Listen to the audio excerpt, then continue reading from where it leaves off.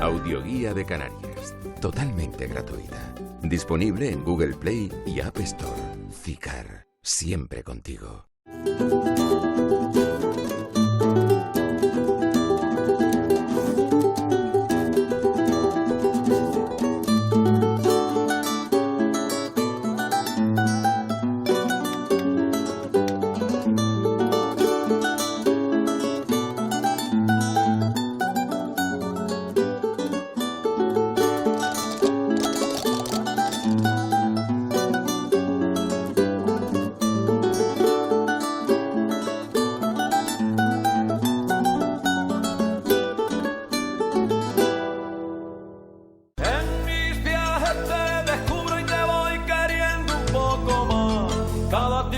Diferente y voy llenándome de ti. Qué maravilla al vivirte, caminarte y entenderte. Tú que naciste del fuego, tus restos son en el azul, parte de aquel continente que el Atlántico escondió, reposando para siempre en los abismos más profundos.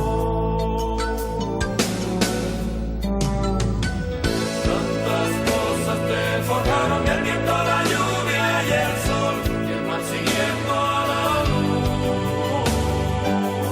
Esculpieron por tus costas hermosas playas al sur, con piedras de algún volcán.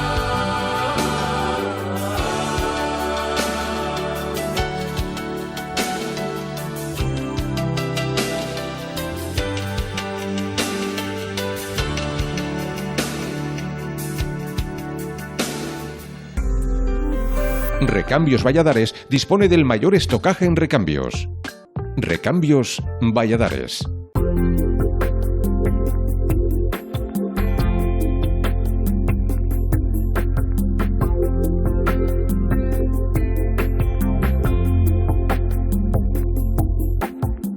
Buenas almas, muy buenos días.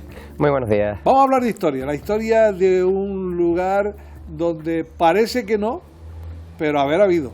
Y no solamente en sus inicios, en esa matanza de Acentejo, en esa batalla que aquí se produjo, donde, según los datos, parece que pudieron haber muerto cerca de 2.000 personas, ¿no?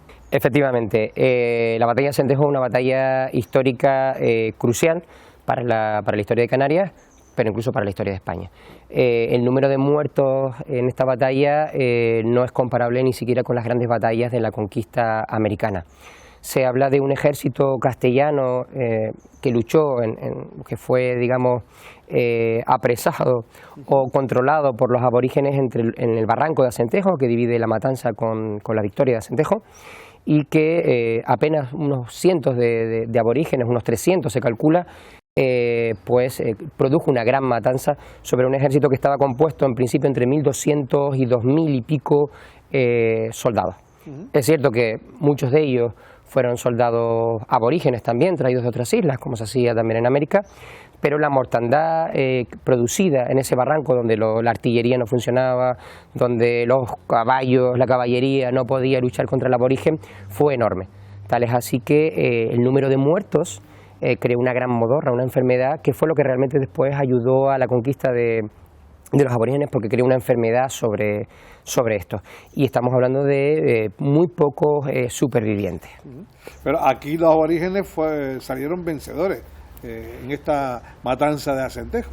Por supuesto, esa es la idea, es decir, ese es el nombre de este municipio. Como los nombres los ponen los vencedores, en este caso son los castellanos, y la matanza, por supuesto, es una palabra castellana.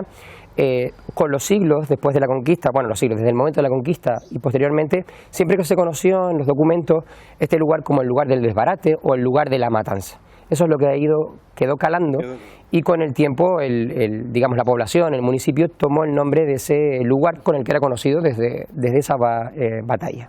Pero si bien aquí en la matanza los aborígenes fueron los que salieron victoriosos, muy poco después, próximo aquí a este municipio de La Matanza, en la victoria, la que da nombre, Victoria de Acentejo, ahí sí que fueron los castellanos los que le dieron la estocada final y consiguieron la conquista de la zona en esa época, ¿no? Así es. Alonso Fernández de Lugo, el conquistador, es uno de esos pocos supervivientes de la batalla de Acentejo. Se vuelve a armar, vuelve a traer nuevas tropas y vuelve a presentar batalla en esta zona. La suerte que tuvo es que los guanches presentaron batalla en un terreno abierto, es decir, en la primera batalla lo interesante es que los guanches conocían muy bien el terreno y lo llevaron donde ellos quisieron, y en este caso fue en un terreno abierto donde la artillería, la caballería, etcétera, pudo realmente hacer uso de su especialidad, digamos, y venció a las fuerzas de los aborígenes, con lo cual se le abrió pues las puertas de la conquista del resto del norte de la isla. Una vez conquistada esta zona por parte de los castellanos, ¿cómo transcurriría la historia? ¿Cómo se afianzan aquí los castellanos en esta zona de la isla? Bien, una vez que se conquista, como el resto de lugares, digamos que se regalan las tierras. Hay unas datas, porque lo que se pretendía es que hubiese una población y que se controlase ese terreno.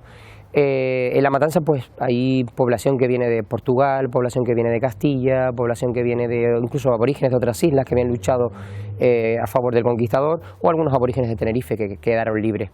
Lo que pasa es que el pueblo de La Matanza en sí no existe, es decir, toda esta zona es conocida como Acentejo o Centejo y se mezclan La Matanza, La Victoria, Santa Úrsula. Es cuando el núcleo de población es lo suficientemente grande y crean su propia parroquia, cuando digamos el propio obispo decide qué municipios cada uno. En este caso, en 1615, con la declaración de El Salvador como parroquia, se llamaba en ese momento San Salvador todavía, el obispo decide que el municipio o la parroquia sea entre los barrancos de Acentejo y Cabrera, o sea, el término municipal que actualmente tenemos. Es que el poder de la Iglesia en esa época era inmenso, ¿no? Estaba prácticamente los reyes a los pies de la religión cristiana, ¿no? La jurisdicción eclesiástica era una jurisdicción muy importante. También es verdad que hay que reconocer que muchos de los servicios que hoy serían incluso de servicios sociales los llevaba a cabo la Iglesia. Es decir, el tratamiento a los pobres, a los huérfanos, los hospicios, el enterramiento de los muertos, etcétera, eran labores sociales que llevaba a cabo la Iglesia y que también a la monarquía le interesaba, al poder civil. Con lo cual había, digamos, un contrapunto entre unos y otros. ¿Cómo y cuándo se convierte La Matanza de Acentejo en municipio? ¿Hay algún tipo de secesión con los municipios que nombrabas anteriormente, con La Victoria de Acentejo, con Santa Úrsula? ¿Cómo transcurre todo? En principio tendríamos que diferenciar entre lo que es un municipio y lo que era el pueblo, digamos. Es decir, pueblo como sí, La Matanza sería un pueblo, una población, o se consideraría el matancero como matancero desde el mismo momento que tiene una parroquia. En el momento que tiene parroquia y tiene jurisdicción parroquial, ya el matancero se sabe diferente al victoriero o al sausalero, porque son una comunidad independiente que hace cosas dentro de su propia parroquia, etcétera, etcétera.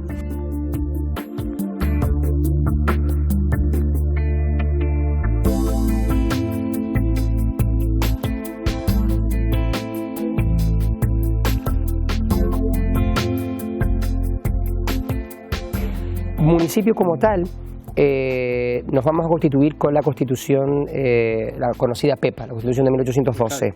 Exactamente. Todos los municipios, prácticamente todos, excepto La Orotava, que fue villa exenta en el siglo XVII, todos los municipios de Canarias se crean con esa Constitución de 1812. Antes, el Cabildo de Tenerife, que estaba situado en la laguna, hacía, digamos, de ayuntamiento de todos nosotros. Es con la PEPA la que da la posibilidad de que todas aquellas que tengan una parroquia antigua y una jurisdicción parroquial se conviertan en municipios, porque realmente ya se contaba con un alcalde pedáneo, o sea, ya se funcionaba como un municipio, pero dependiente del cabildo.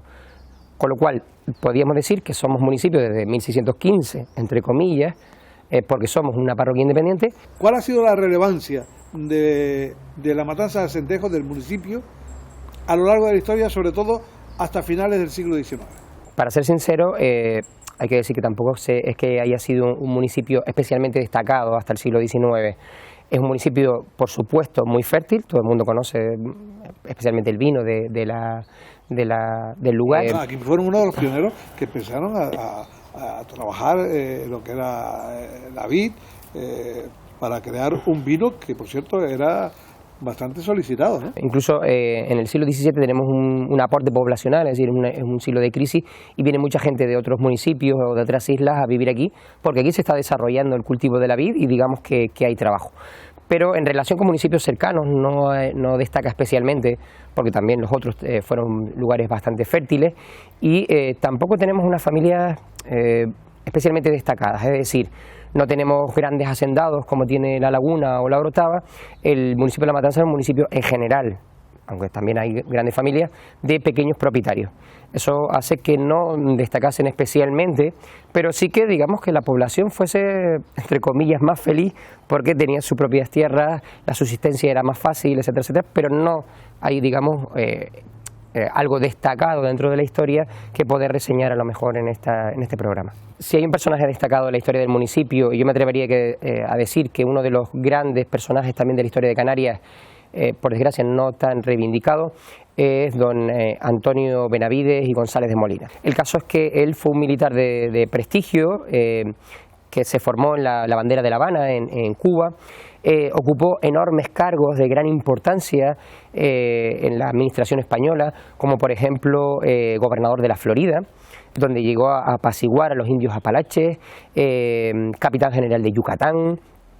Se intentó en todos esos lugares con gran prestigio, limpió la administración, mejoró la hacienda, relaciones entre españoles y indígenas, etcétera. Se intentó que fuese capitán general de Canarias, pero él ya se encontraba mayor y decidió no aceptar el cargo. Sí vino para acá y se retiró, y con su sueldo, el sueldo ya de oficial relevante, costeó el Hospital de los Desamparados, al que hoy todos conocemos como el antiguo Hospital Civil, el actual MUNA, Museo de la Naturaleza y de la Arqueología. Con su sueldo, con su dinero, se dedicó a levantar ese hospital junto con los hermanos Lockman, lo dio todo para beneficencia, e incluso finalmente está enterrado a la entrada de la iglesia de la Concepción de Santa Cruz, porque él decía que quería enterrarse allí para que la gente lo pisase al entrar en el templo. La Matanza de Acentejo, ubicación y cómo ha sido su desarrollo en los últimos años, que para mí ha sido un verdadero acierto lo que han hecho aquí en este municipio, ¿no? La Matanza de Acentejo está situada en el noreste de la isla de Tenerife, en la conocida como comarca de Acentejo. La situación estratégica, a mi modo de ver, que tiene la Matanza de Acentejo ha sido la que ha desarrollado, digamos, el municipio. El municipio se ha desarrollado gracias al lugar donde se encuentra. Hay que reconocer que se encuentra a medio camino entre las que eran las dos grandes ciudades de la isla de Tenerife. La capital, en esos momentos, que es La Laguna, y la ciudad donde estaba la mayor parte de la nobleza y gran parte de la burguesía, que era La Orotava. Ese camino, entre uno y otro, se llevaba por la calle Real. La Matanza se va a desarrollar en torno a la calle Real y está justo a medio camino, es decir, que sus tiendas, etcétera, se van a desarrollar gracias a todos esos viajeros que van de un lado a otro. De tal forma incluso que en el siglo XVIII se creó un hospicio, porque la gente que iba de un lado a otro necesitaba un lugar donde comer, donde hospedarse, donde pasar una noche, y los franciscanos, la orden religiosa, decidió crear aquí un hospicio en el siglo XVIII. Por desgracia no duró muchas décadas, porque una real orden del rey Carlos III quitó los hospicios a las órdenes religiosas. Y tanto es así, no solo del lugar en el que nos encontramos estratégico, sino la belleza del paisaje en el que nos encontramos entre La Laguna también y La Orotava, que hace que tengamos una maravillosa vista del Valle de La Orotava y del Teide, que fue lo que también nos dio fama, especialmente en el siglo XIX. Cuando esos viajeros ingleses, franceses, alemanes llegan a Tenerife, esa visión nueva de la botánica, de las expediciones, hacen que todos quieran ver el Teide. El que tiene tiempo sube al Teide, pero el que no, llega al menos hasta La Matanza o hasta La Orotava, hasta la población, y esas caravanas, digamos, esos carruajes siempre paraban en La Matanza. Con lo cual siempre tenemos crónicas de esos viajeros ingleses, franceses, alemanes que hablan del paisaje, de los mendigos también que pedían dinero en La Matanza, de sus fondas, de lo bien que se comía en La Matanza. Yo creo que eso sigue siendo así. Y se bebía buen vino, ¿eh? Y se bebía buen vino, y por supuesto todos hablan del maravilloso paisaje, es decir, de la mejor vista, está mal que yo lo diga como matancero, del Teide desde La Matanza de Acentejo. Tal es así que los pintores del siglo XIX y esas primeras postales que llegan 19, principios del 20, las pistas del Teide suelen estar sacadas prácticamente todas desde La Matanza. Y como muchos pueblos canarios, La Matanza de Acentejo también conserva las tradiciones, sus tradiciones, ¿eh? El pueblo de La Matanza es un pueblo que, por desgracia, ha perdido patrimonio, por ejemplo, con la quema de su iglesia en el año 36, pero que ha sabido conservar muy bien sus tradiciones, ese otro patrimonio, digamos, inmaterial. Pero hay dos tradiciones que yo creo que son interesantes, que son los cuarteles del Corpus y el baile del niño. Los cuarteles del Corpus es digamos que es una especie de pique entre barrios que está relacionado con la iglesia, por eso se llaman los cuarteles del Corpus, que se hace en la octava del Corpus, y que cada día, cada barrio hace un monumento de forma piramidal, lleno de flores, al Santísimo, al Corpus, y recaudan dinero para obras en la iglesia. Desde hace muchas décadas, probablemente desde hace más de un siglo, los barrios competían entre sí por ver quién era el monumento más rico, más hermoso, quién recaudaba más dinero, o inicialmente quién hacía la mejor fiesta, porque estaba relacionado con fiesta, con comida, etcétera, etcétera. Y eso se ha mantenido en La Matanza, los distintos barrios. De ahí viene la palabra, los cuarteles, que es una palabra antigua que viene a significar barrios de La Matanza, siguen compitiendo. Eso también es un hermanamiento entre todos ellos que, digamos, no es una tradición que no se ha conservado o que no existe en otros municipios de la isla. Y por otro lado, el baile del niño, que es un baile muy interesante que se baila en la Misa del Gallo, es decir, el 24 de diciembre, en esa noche buena. En el momento en el que el sacerdote levanta la figura del niño Jesús, una serie de bailadores en el centro de la iglesia le hacen reverencias, bailan siempre con un ritmo de tajaraste. Esto es una tradición antiquísima que se remonta a siglos, que tiene que ver con unas cofradías de jóvenes, la cofradía del Dulce Nombre de Jesús, que esto sí es verdad que se daba prácticamente en casi todas las iglesias canarias, pero con la Ilustración y en el siglo XIX la iglesia lo prohibió y se fue poco a poco perdiendo, porque no les gustaba, digamos, que se bailase dentro de la iglesia. Pero en La Matanza de Acentejo y en algunos otros lugares, en Taganana, Ravelo por asimilación de La Matanza y otros sitios, se ha mantenido. Pero digamos que la esencia de lo que fue ese baile, que inicialmente era el 1 de enero, que era el día del nombre de Jesús, y luego en el siglo XIX se pasó al 24, se sigue manteniendo. Incluso ha evolucionado, digamos, porque, aunque se mantiene la esencia, el tajaraste, el baile, los instrumentos, antes era solo de varones, digamos, de niños, y ahora se han introducido también las féminas, las mujeres, las niñas, y es una tradición que se mantiene de padres a hijos y que los matanceros llevamos con especial orgullo. Jonás, te agradezco muchísimo que con el tiempo que disponemos hayas podido relatar, contar la historia tal y como es, y hayas destacado lugares y personajes de aquí, de La Matanza de Acentejo, que es justo ponerlos en el lugar que se merece. Sixto, muchísimas gracias por tus palabras, muchas gracias a la Televisión Canaria por interesarse por este municipio, y para mí simplemente decir que ha sido un auténtico placer poder estar hoy contigo aquí y sobre todo para poder explicar algo de la historia del municipio que me vio nacer. O sea que es todo un privilegio. Muchísimas gracias. Bueno, pues no podemos invitar porque con agua dice que no se debe brindar. No se brinda, pero bueno, a ver si tenemos ocasión de brindar con un vino matancero que es, como debe ser. Vino. Gracias, Ana. Gracias, Sixto.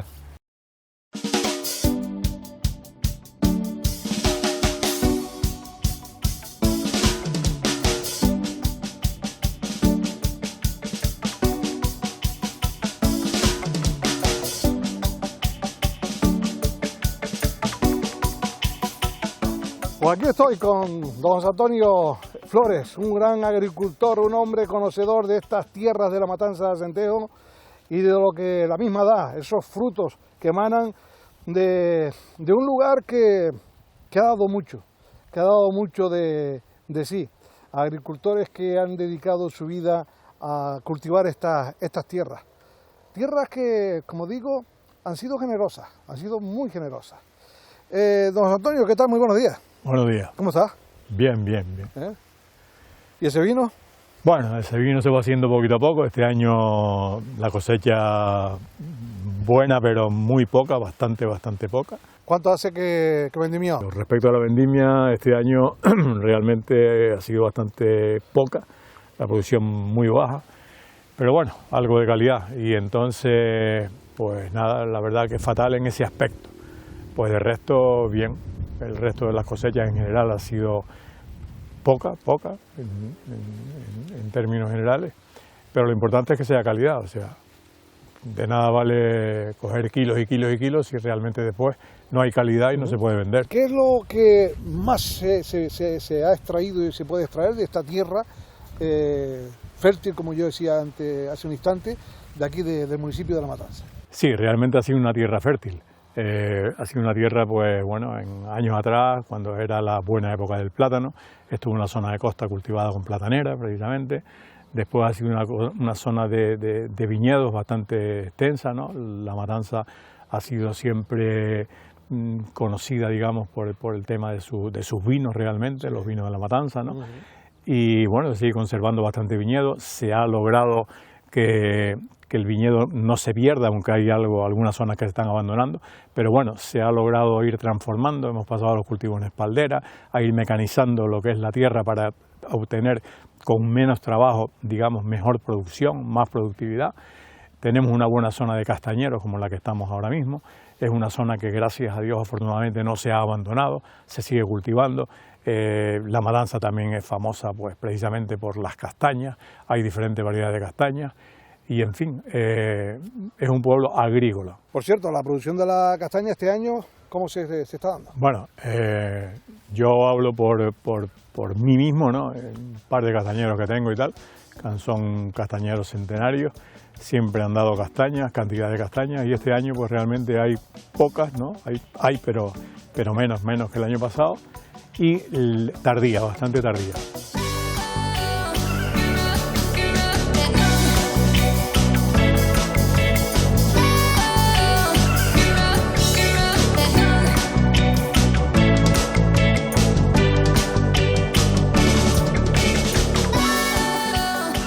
Yo creo que realmente la gente profesional, agricultor de siempre, de toda la vida, ha ido desapareciendo. Las generaciones, pues bueno, pues, han cogido otras profesiones y realmente... Las nuevas generaciones. Sí, claro. Las nuevas generaciones.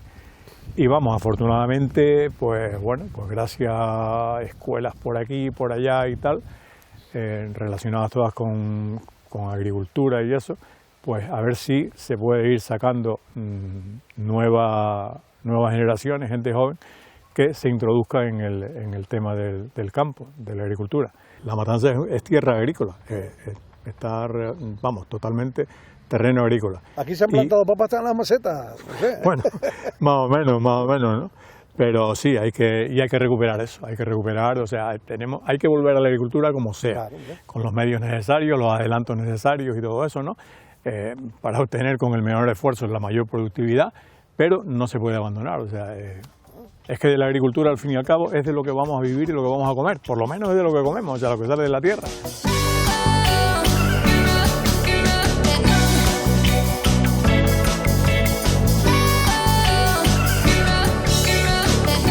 Yo pienso que el mercadillo de La Matanza ha aportado bastante, no solamente al pueblo realmente, sino en términos generales, pues bueno, pues el mercadillo se abre los fines de semana, el agricultor puede llevar al mercadillo sus productos y afortunadamente pues es bastante visitado por la gente de fuera del pueblo, incluso. De toda la comarca, ¿no? Exactamente, de toda la comarca y de gente de más allá. Claro, de Santa Cruz y de aquí y de allá que vienen a comprar. Eso es bastante positivo. Tenemos que procurar de la forma que sea el llevar los mejores productos para que el público vaya a comprar esos productos, claro, y pueda pues degustar y comer y beber lo mejor de lo mejor. Me han entrado ya, como dice aquel, Secura. Ahí no hay un vaso de vino. Y me han dicho que tiene un vinito del año pasado. Claro, por supuesto. El año pasado. Un vinito bueno, que vamos a catarlo. No es por cuestión de vicio, sino simplemente de curiosidad, por conocer ese vino de Bodega Flores, que me han dicho que es, o no, no sé. Bueno, está bueno. Te voy a poner nota ahora. Vale, de acuerdo. Se ha hecho un enólogo de primer nivel. Perfecto, muy bien. Sí, que...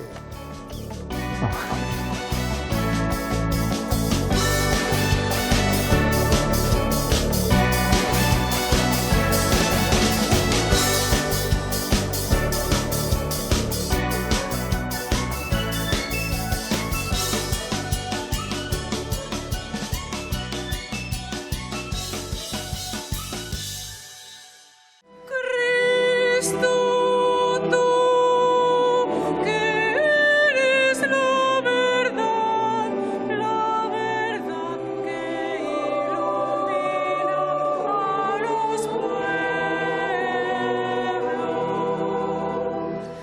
¿qué tal? ¿Cómo estás? Buenos días. Párroco de la iglesia matriz aquí de La Matanza. El Salvador. El Salvador, la iglesia del Salvador. Porque es el patrono del municipio, ¿no? Exactamente. Después tenemos muchos barrios con muchas ermitas, hasta número de 9, y cada barrio con su santo patrón, pero de todo el pueblo, el patrón del Salvador y la copatrona, Nuestra Señora del Rosario. La parroquia celebró el 5º centenario en el 2015, estamos hablando de 5 siglos, y por tanto el antiguo templo tenía la típica estructura canaria, iglesia bella, alguna foto se conserva. La planta era muy parecida a la actual iglesia o templo de Buenavista, de hecho la gente mayor así la recuerda, y este templo pues ya es de una factura moderna de los años 37, 38, 39, 40, que fue cuando, sin tomar ningún material del anterior, se hizo nuevo, todo de nuevo, porque, como bien ha dicho usted, fue pasto de las llamas en la Segunda República, un incendio pues realmente, diríamos ahora, de atentado, pero se sobrepuso el pueblo. Este es un pueblo muy religioso, profundamente religioso. Aquí se mantiene un alto nivel de vivencia espiritual, y eso pues se nota también en el mantenimiento del número de bautismos, de bodas, cosa que a lo mejor en otros lugares pues no sucede. Bueno, Padre, muchas gracias por atendernos. gracias a ustedes Gracias. por estas visitas y este servicio. Hasta pronto.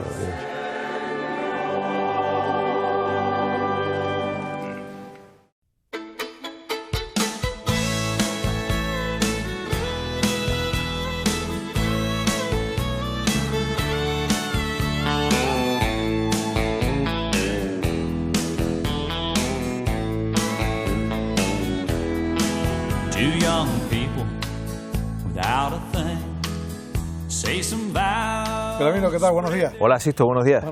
Abogado, ¿verdad? Así es. Bueno, ya no te tengo que decir aquello, recordarte de que todo lo que digas se puede usar en tu contra. No, pero no está mal recordarlo.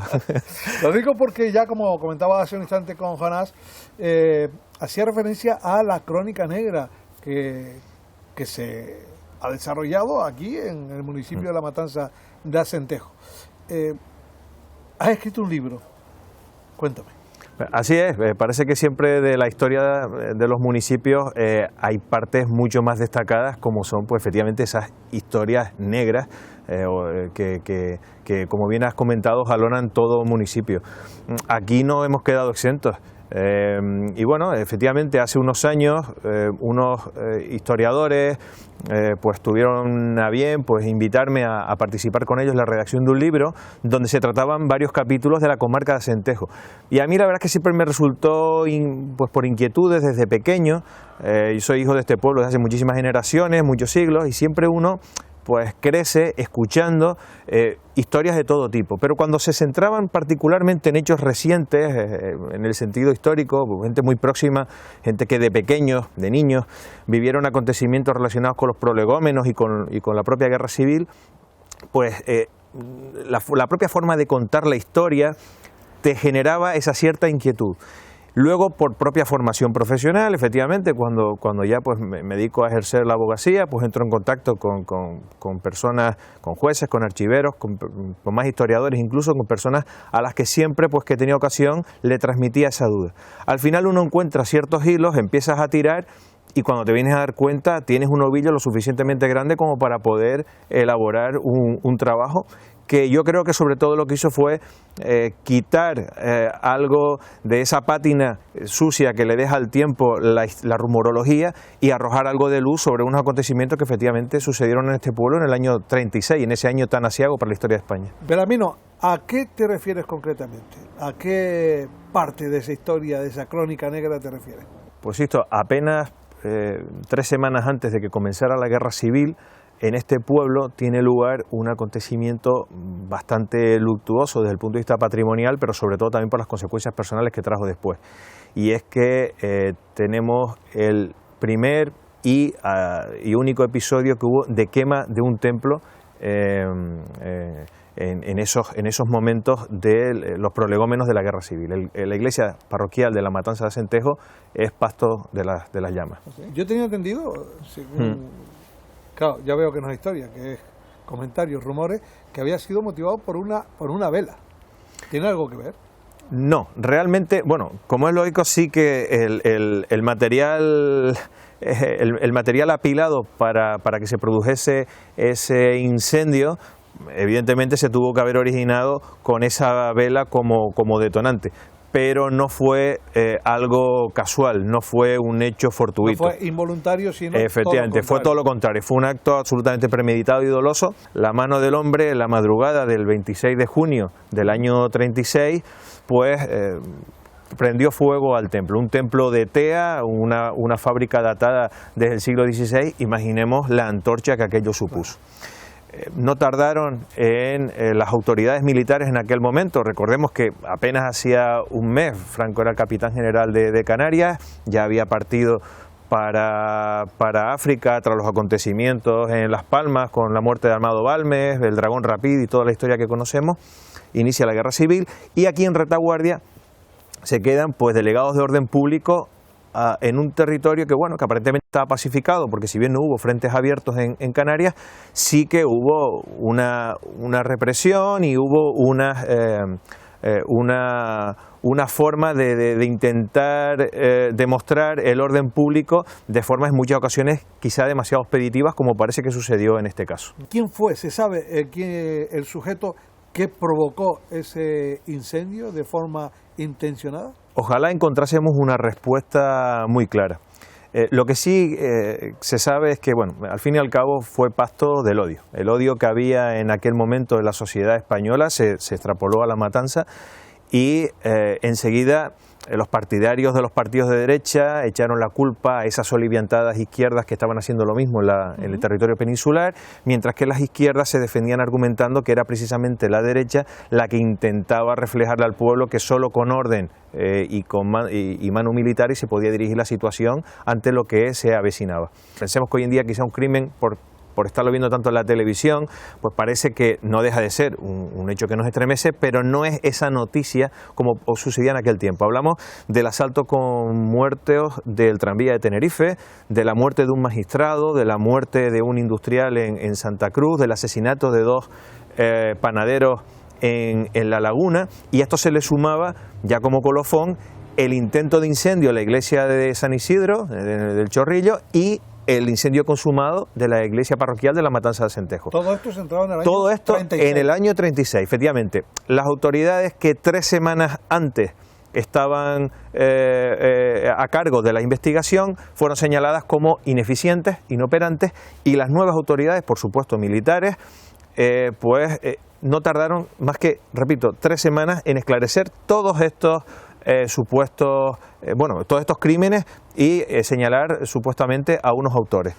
Se cogió como cabeza de turco en principio al llamado como Raimundo el Matanzas, como cabecilla. Él pertenecía efectivamente a la CNT y en términos incluso de la prensa de la época se hablaba de banda de pistoleros. O sea, usábamos unos términos muy de western, ¿no? Muy en boga en aquella época.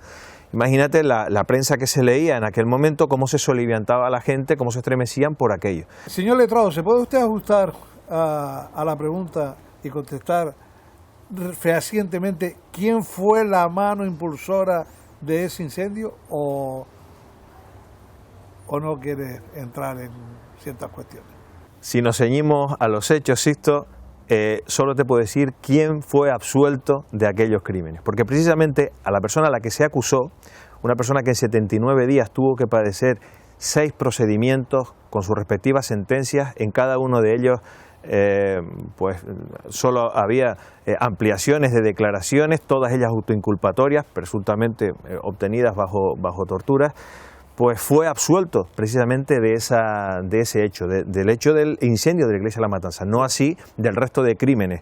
Concatenó no solo, en ese breve lapso de tiempo, condenas de cárcel, sino también 2 penas consecutivas de muerte, y así fue, se le aplicó la justicia militar. Por cierto, que como dato anecdótico te puedo decir que el tribunal militar el Consejo de Guerra al que se le sometió, porque había tribunales especiales y tribunales militares según la índole, la naturaleza del delito que se le imputara y de la fase del procedimiento. Los juicios se celebraron en la Mancomunidad de Cabildos, que es donde hoy en día está el Parlamento de Canarias. Ironías del destino, este pobre desdichado había estado de albañil meses antes trabajando en esas obras. ¿Quién le iría a decir que meses después allí se le mandaría al patíbulo? Y efectivamente, así fue. Terminó siendo fusilado con 18 compañeros más en el Barranco de Hierro, donde hoy en día está la refinería de petróleo. Pero me comentabas que había un segundo implicado en este asunto. Efectivamente. Como consecuencia de esas declaraciones, pues se puso sobre la mesa el nombre de otro implicado. Es estremecedor leer literalmente de aquel informe policial de aquel expediente judicial al que yo tuve acceso, como incluso dando el nombre de ese nuevo implicado, Raimundo decía que sentía dar el nombre de él porque era un muchacho bueno y que nunca se había metido en problemas. Hablaba de otro veinteañero de La Matanza, igual que él, perteneciente a la CNT y que con frecuencia estaban metidos en política, que era lo propio en aquella época. Un joven llamado Feliciano Elguirre. Este joven resulta que cuando lo intentan buscar ya estaba detenido por su pertenencia a la CNT. El juzgado ordena que venga a La Matanza para intentar reconstruir los hechos y en ese intervalo logra zafarse de sus captores, de la policía, y se esconde en unas cuevas de La Matanza de Acentejo. Es ahí donde empieza una epopeya de este joven durante 4 días. Se da la circunstancia de que un inicialmente amigo, a la postre delator, le llevaba comida todos los días en ese refugio que encontró en las los escarpados acantilados de Acentejo. Este susodicho se encontró con unos cabreros que lo vieron y ante el temor de que lo delataran, porque además era miembro de la milicia ciudadana, de Acción Ciudadana, que era una milicia cívica, pues decide ir a las autoridades de Tacoronte, donde estaba el puesto de la Guardia Civil, y delatar la posición donde se encontraba este hombre. Vienen, él no accede a salir por sus propios medios y ahí se orquesta con las prisas del momento unos rocambolescos sistemas para intentar sacarlo. Como ya la situación se estaba enrevesando demasiado, su delator, en un deseo rodeado de gente en aquel momento, imaginemos el espectáculo, un pueblo tranquilo de agricultores, de gente muy pacífica, de repente encontrarse con esa situación, pues este hombre se envalentona y dice: yo entro y lo saco. La Guardia Civil le da un arma y cuando se disponía a sacar hasta hacía poco tiempo su protegido, no cae en la cuenta de que este muchacho joven tenía un revólver, que en la época no era infrecuente conseguir armas de manera clandestina, le deserraja un tiro y lo mata. Y ahí sí que la Guardia Civil ve que estamos hablando de una persona armada y intentan ir por otros medios. Y se acude a la fórmula más cruel que te puedas suponer, y es que obligan al padre del muchacho a que entre a sacar al hijo. El hijo se ve abrumado, pensemos, muchachos de 25 años de la época, gente tranquila, nunca se habían metido en problemas, verse de repente en esta situación, estado de nerviosismo. Y tras haber asesinado a su amigo. Efectivamente, y sin que estuviera previsto, sino claro, por el fruto del momento. Él coge y se dispara un tiro en la sien y muere. ¿Y al final? Al final la historia ha seguido con los rumores.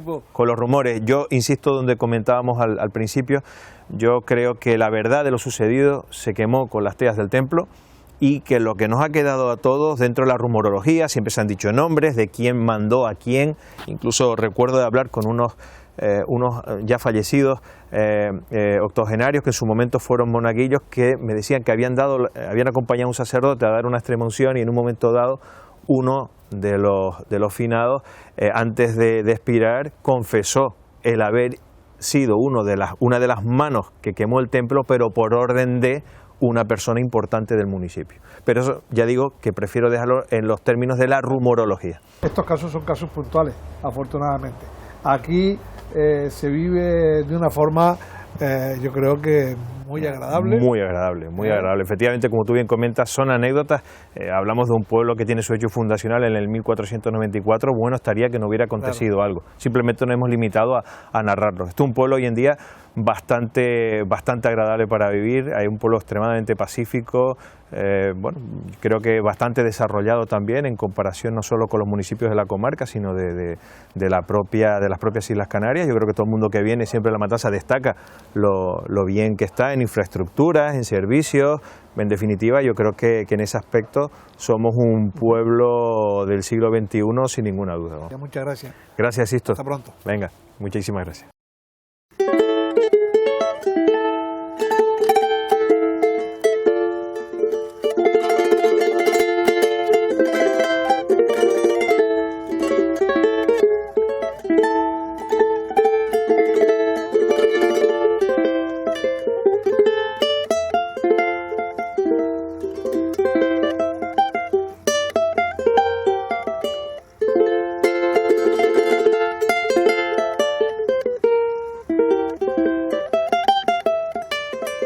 Pedro, La Matanza, hay que reconocer que ha sido un lugar donde la música tradicional ha tenido un espacio muy importante. Sí, sobre todo cuando en la juventud nuestra, cuando yo era más pibe, empecé con 5 o 6 años, cuando empecé estábamos en un grupo aquí en Tinixara, en La Matanza, que todavía funciona el grupo, y los chicos pues musicalmente teníamos pocos sitios donde ir, ¿no? A disfrutar de la música y aprender música, la banda de música y los grupos folclóricos. Y bueno, pues yo de niño empecé ahí con mi padre y tal, y poco a poco pues el interés por la música fue creciendo, ¿no? A través del timple, ¿no? Que era el instrumento más asequible para mi tamaño, ¿no? En La Matanza hay una tradición más folclórica, digamos, y tradicional del instrumento y de la música, ¿no? Claro. Tengo muchos amigos aquí en La Matanza que están en grupos folclóricos en diferentes, o bien bailan, o bien cantan, o bien tocan, y disfrutan mucho y comparten mucho de esa manera. Yo pues opté por la profesionalización del timple, digamos, y de llevarlo a cabo, y bueno, mi lucha ha sido siempre esa, ¿no? Hasta que, bueno, tuve 16 años trabajando en la Escuela de Música de La Orotava como profesor de timple, hasta que salió la oportunidad de ir al Conservatorio de Santa Cruz, donde se implantó la especialidad en el curso pasado, y ahí estoy. Así que bueno.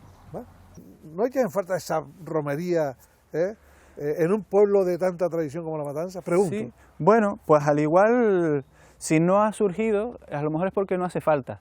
La romería es una manifestación popular, y si el pueblo no lo ha hecho... Y eclesiástica, porque sí, la romería se hace siempre en honor sí, exacto. Efectivamente, aquí en el barrio de San Antonio se hace con ese motivo, y surgió por ese motivo, pero es una vocación o una inquietud que el pueblo, que el barrio lo demandó y lo hizo, ¿no? Entonces, una romería que es una manifestación popular, pues debe de ser eso. Y si no está, yo creo que es porque no hay que dejarlo, ¿no? Claro, claro. Y Pedro, por cierto, hay que ver cómo ha evolucionado y qué bien, urbanísticamente hablando, La Matanza del Centejo, con rincones para el disfrute de todo el mundo. Es decir, que hay parques infantiles, para... Sí, para la música también, tenemos un auditorio también. Auditorio, para el deporte, es decir, que esto es un pueblo... Sí. Hombre, vamos a ver, el equipo lleva un montón de años, y bueno estaría, ¿no? Es su deber y bien, y si todavía continúan es que lo están haciendo bien y el pueblo se lo reconoce. Es fantástico, ¿no? Y además viendo otros municipios cercanos que, bueno, pues todavía no tienen tantos espacios como tú estás comentando, y es verdad. Ahora hay que darles uso, y que el pueblo realmente aprenda a disfrutarlo y a cuidarlo, porque muchas veces el pueblo se suele decir, no, mira cómo lo tienen todo el ayuntamiento. No, eso es cuestión nuestra, de ser cívicos y de que el perro no me caiga ahí, con perdón, pero es así. Nosotros somos los que tenemos que cuidar eso, y la educación parte nuestra, ¿no? O sea, el ayuntamiento lo organiza y lo hace, lo pone a nuestra disposición, y nosotros somos los que tenemos que disfrutarlo y cuidarlo. Sí, señor. Ay, de aquella época que yo venía a jugar aquí en el Matanza Club de Fútbol, ¿sí? en el año 80-81. Ah, aquí Sí, mismo, aquí mismo. Estuve jugando aquí una temporada y algo. Pero bueno, mejor no hablemos de ello. Porque ¿Y a los guachinches y eso no viniste después? no solía venir en esa época. Coño, en pues. esa época tocaba más las discotecas. Ah, sí, eso sí es verdad. No vamos a entrar en detalle. Por cierto, yo creo que es hora ya que escuchemos Vale. hablar. Y yo no digo hablar porque cuando un instrumento suena como ustedes lo hacen sonar, eso es hacer hablar a un instrumento que te cuenta y te dice tantas cosas, ¿no? Sí, efectivamente. Bueno, y muchas veces lo comento que el timple, en este caso el timple o la guitarra, cualquier instrumento, pero en mi caso, que es lo que más me apasiona y más trabajo, que el timple es un instrumento, simplemente. O sea, muchas veces me preguntan, ¿qué es para ti el timple? Un instrumento. Y a través de ese instrumento ya veremos por dónde tiramos, pero es un instrumento para abrir puertas. Pedro, vamos a sentarnos reposadamente. Venga, vale. ¿Te parece? Venga, vamos.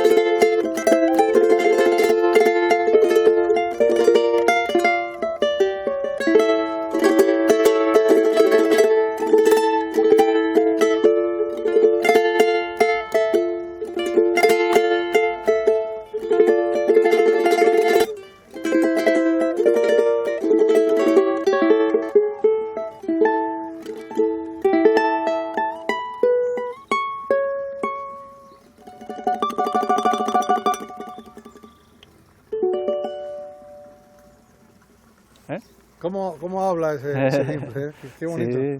La verdad que es un instrumento que se le está sacando, diríamos que mucha partida, ¿no? Sí, yo creo que también.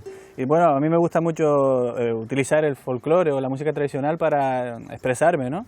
Pero está abierto a cualquier otra música, ¿no? Es un instrumento por el cual el músico, el intérprete, camina por donde le apetezca. Y cada vez está más demostrado, ¿no? Que no solamente tenemos que tocar música tradicional. Ha sido un verdadero placer. Bien. Gracias. Muchas gracias. Y felicitarte por ese enorme trabajo que estás haciendo. Bien.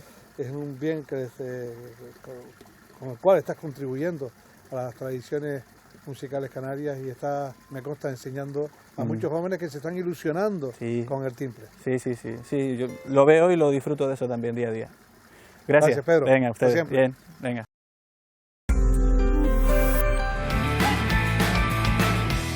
Liberty patrocina este espacio.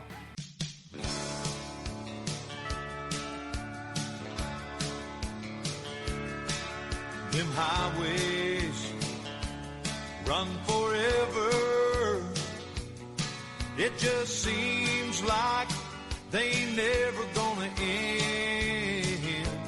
Making me a living that's making me old. But I bet I can tell you some stories that you never been told. And them highways, they run forever. It just seems like they ain't never gonna end. And every time I turn around, I'm on another highway again. I've been living out of motels, never knowing a soul.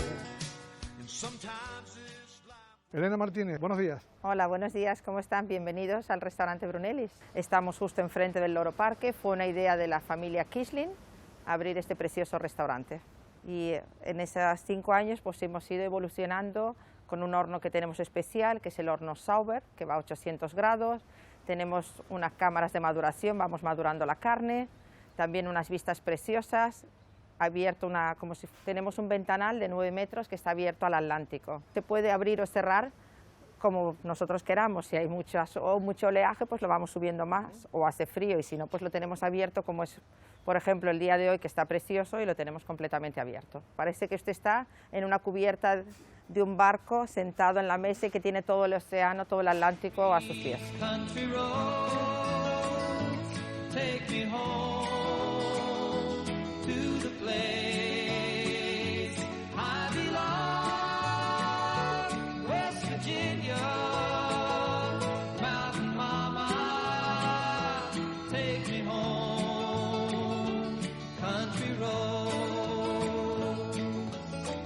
La familia Quisling tuvieron la idea, por la cercanía del Loro Parque, pues también tener un restaurante que sus propios clientes, los clientes del Loro Parque, pudieran disfrutar también aquí en el Brunellis, y sobre todo por las vistas maravillosas que tenemos.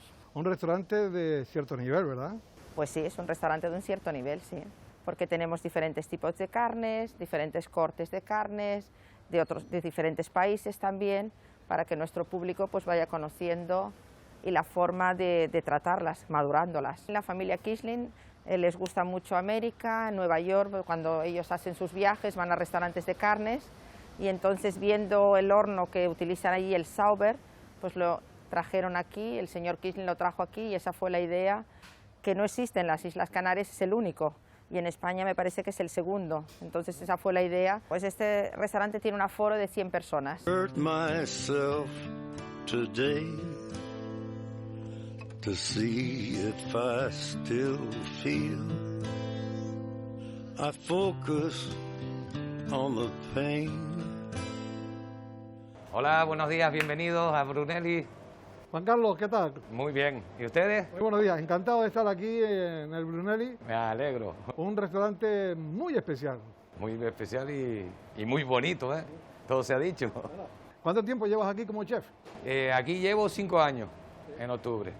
Pero anteriormente vengo del Botánico, de la misma empresa del señor Quisling, que estuve 7 años en el Botánico. Me ofrecieron la plaza y me vine para abajo. Bueno, aquí estamos viendo ya que tiene una ensalada preparada. Sí, son unas ensaladitas con una lechuga ecológica de la finca del señor Quisling, por supuesto. Seguro que son productos ecológicos, ¿no? Y después lleva un aliño de un poquito de mostaza, limón, miel y aceite de oliva virgen. Ese sería el primer plato del menú. La oferta que distingue al Brunellis es la carne. Sobre todo las carnes. Tenemos unas carnes impresionantes. Podemos enfocar para allá si se ve de la vitrina. Tenemos un Black Angus americano que es alucinante, de sabor, de terneza, increíble, un infiltrado de grasa impresionante. Tenemos carne de Estados Unidos, de Nebraska, el lomo alto, el Black Angus. Después tenemos la Cimental, que es una vaca alemana. Y después tenemos a nivel nacional de Salamanca, de la Sierra de Madrid, solomillo uruguayo, todo fresco, por supuesto, con maduración de 28 días. Y esa es la oferta que tenemos. Es una carne maravillosa, pueden venir a probarla cuando quieran. ¿Qué destacarías de esta carne? El sabor, la terneza y sobre todo el horno Sauer, que coge los 800 grados, lo que hace es caramelizar, sella todos los poros y hace las carnes. Cualquier carne, casi cualquier carne la deja de maravilla. Las carnes más magras, pues un poco más bajo el fuego para que no se nos quemen por fuera, no tener tanta grasa. Y después las más magras, como son sobre todo el lomo Black Angus, vuelta y queda perfecto, sabroso, terneza, increíble, la verdad, tienen que probarlo porque es una maravilla. En otro convencional pues va perdiendo los jugos, va perdiendo su propio jugo la carne. Aquí no, aquí los mantiene al 100%. Al tener tanta temperatura lo que hace es sellar al momento, al segundo. ¿Cómo te has especializado en este tipo de cocina? Sobre todo en el Botánico estuve los 7 años y prácticamente todo en parrilla, en el restaurante Parrilla. Y debido a atrás que he trabajado en muchos sitios en parrilla. Bueno, Juan Carlos, que tienes un grupo de personas que vienen precisamente del Loro Parque, un grupo de 20 personas, a las cuales ahora tienes que atender, ¿no? Claro, por supuesto. Ahora estoy un poquito ya nervioso porque les tengo que empezar a marcar la carne en el horno. Oye, por cierto, ¿cuántos compañeros tienes aquí en la cocina? Ahora mismo estamos yo y otro, 2 nada más. Pues antes que abríamos toda la semana, ahora estamos abriendo nada más que los 5 días. Descansamos martes y miércoles, está cerrado, y antiguamente, antes de la pandemia, pues teníamos los 7 días abiertos. Y ahora, con el compañero y yo, nos apañamos bastante bien. Pues te dejamos trabajar, Juan Carlos, y mientras vamos captando pues imágenes de lo que vas haciendo. De acuerdo.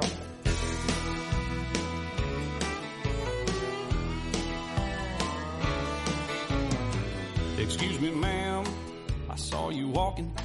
I turned around, I'm not a stalker. Where you going? Maybe I can help you. My tank is full, I'd be obliged to take you, 'cause I'm a country boy, I got a four-wheel drive. Climb in my bed, I'll take you for a ride. Up city streets, down country roads, I can get you where you need to go, 'cause I'm a country boy. Bueno, pues tenemos zucchini, calabacines, zanahoria, pimiento rojo, pimiento verde y cebollitas. Como ya he dicho ya varias veces, pues todo ecológico. Bueno, este es nuestro famoso horno. Vamos a poner la carne, la bien hecha.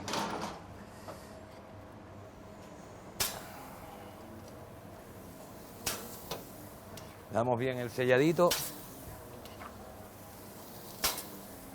Rápido para que no pierda jugo. Estas serían las bien hechas. Las marco primero para que salgan las primeras. Aguanta el calor aquí encima en la segunda gaveta del horno, que es para terminar sobre todo las carnes bien hechas, para que pierdan ya, para que se sequen prácticamente, que queden sin nada de sangre en el interior. Hay gente que la quiere más madurada, menos madurada. A veces tenemos carnes mucho más fuertes de sabor. Hay gente que no las pide. Y hay otra gente que no le gustan los sabores tan fuertes, tan intensos de la maduración. Ya estos ya los vamos a sacar ya. Los bien hechos los tenemos en la parte alta del horno y estos están a medio, más o menos a 45 grados interior. Y aquí los bien hechos ya están listos.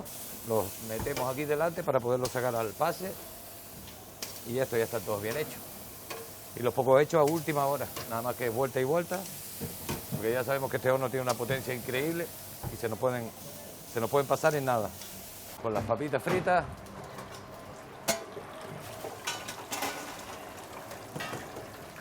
Le ponemos un pelín de sal. Ya salieron todos los 22 Diamond en un tiempo casi récord. I'm a country boy, I got a four-wheel drive. Climb in my bed, I'll take you for a ride. Up city streets, down winding roads. Yeah, I can get you where you need to go. Y ahora seguir con el servicio. Aquí me han pedido unas croquetas de calamares, que son una de las mejores que pueden probar. El quesito asado y 2 chuletas de ternera. Me voy para abajo a cortar las carnes. Como ves, más que chuletas es un tibo porque lleva el solomillo y la parte de la chuleta, el lomo alto. Calculo que aquí saldrán los 400 gramos. Si es un poco más, se le enseña al cliente, a ver si lo quiere, o un poco menos también. Le damos aquí. ¿Ves? El tibón de ternera de charro. Ahora lo peso arriba, pero supuestamente más o menos ya tengo la medida cogida. Y creo que son aquí los 400 gramos. Ahora se lo enseñamos al cliente, le decimos lo que pesa. Este 430 y este un pelín más seguro. 490.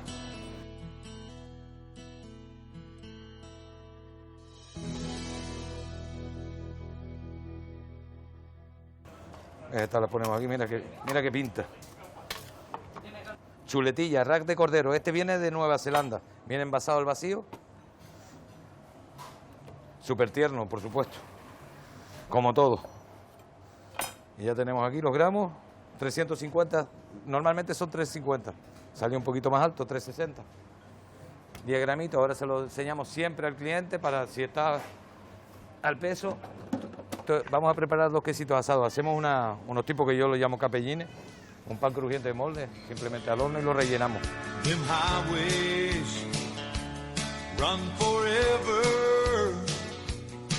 It just seems like they ain't never gonna end. Making me a living that's making me old. But I bet I can tell you some stories that you never been. Espero verles pronto en Brunellis.